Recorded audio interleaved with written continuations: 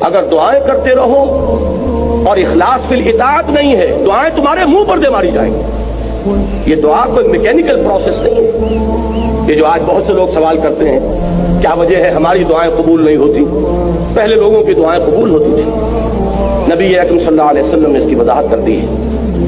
آپ نے نقشہ کھینچا ہے، ایک شخص ہے جو بہت دور سے سفر کر کے حرمین پہنچا ہوا ہے، ملتزم سے چمٹا ہوا ہے، یا جبل نور پر ڈھینگا مشتی کر کے اوپر پہنچا ہوا ہے، سب سے اوپر پہلوان قسم کا آدمی، اور اس نے ہاتھ اٹھائے ہوئے ہیں اور پکار رہا ہے اللہ کو، رجلا اشعث اغبر یطیل السفر، بڑا لمبا سفر کر کے آیا ہے، کپڑے غبار آلود ہیں، بال گردے سے اٹے ہوئے ہیں، یمد یدیہ الی السماء، اور اپنے دونوں ہاتھ آسمان کی طرف پھیلا رہا، یا رب یا رب، وَأَنَّىٰ يُسْتَجَابُ لِذَٰلِكَ، اس شخص کی دعا کیسے قبول ہو؟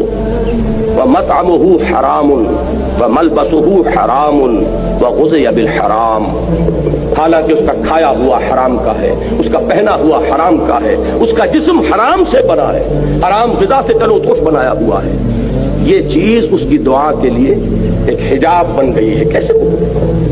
فَأَنَّىٰ يُسْتَجَابُ لِذَٰلِكَ، ایسے شخص کی دعا قبول ہو تو کیسے ہو؟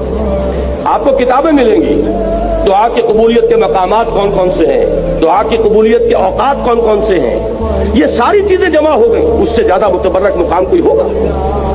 اس سے زیادہ مقدس مقام کوئی ہوگا؟